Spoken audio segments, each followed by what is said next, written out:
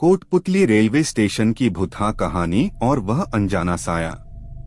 तो स्वागत है दोस्तों, मैं इंद्रजीत। आज की कहानी कठपुतली रेलवे स्टेशन। तो चलिए कहानी की ओर बढ़ते हैं, लेकिन उससे पहले चैनल को लाइक करें, कमेंट करें, सब्सक्राइब करें। रात के करीब 2 बजे का समय था। अंधेरा गहराता जा रहा था और राजस्थान के कोटपुतली रेलवे स्टेशन पर हल्की हल्की ठंड महसूस हो रही थी। स्टेशन सुनसान था, 1-2 बत्तियां टिमटिमा रही थीं। इसी दौरान एक मालगाड़ी को कोटपुतली स्टेशन के पास से गुजरना था और इसका इंजन मोहन, एक अनुभवी लोको पायलट, चला रहा था। मोहन अपने काम में पूरी तरह से लीन था, लेकिन आज का माहौल उसे कुछ अलग ही महसूस हो रहा था।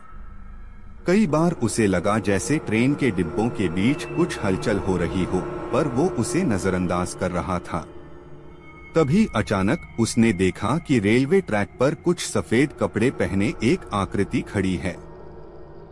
पहले तो उसे लगा कि शायद ये उसका भ्रम होगा, पर जैसे ही उसने ट्रेन की हेडलाइट की रोशनी उस दिशा में की, वो साया और स्पष्ट हो गया।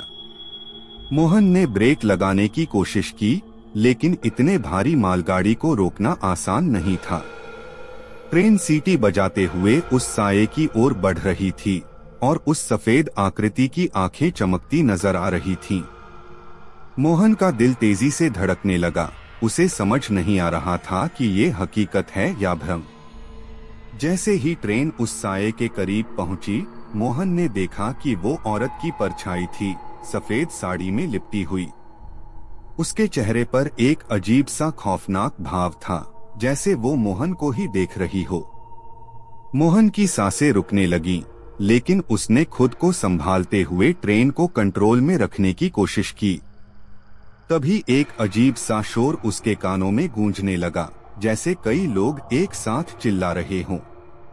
ट्रेन अब उस साये से होकर गुजर चुकी थी, लेकिन मोहन के मन में डर की लहरें उठने लगीं।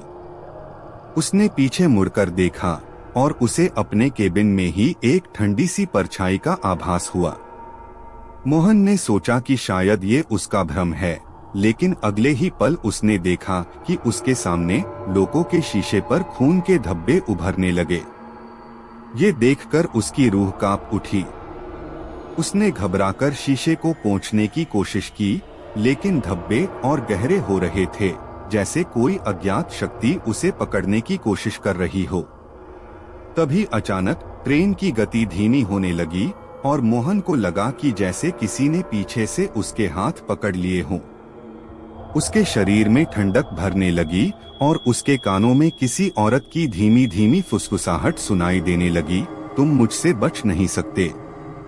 मोहन ने पूरी ताकत से खुद को छुड़ाने की कोशिश की, लेकिन वो साया उसके और करीब आ गया। उसकी आंखों के सामने अंधेरा छाने लगा और उसके होठों से एक चीख निकलने ही वाली थी कि क्या मोहन इस खौफनाक साये से बच पाएगा? क्या ये कोई सच्ची घटना है या सिर्फ उसका भ्रम? जानिए अगले एपिसोड में इस रहस्यमयी घटना का रहस्य। तब तक के लिए बाय एंड टेक केयर।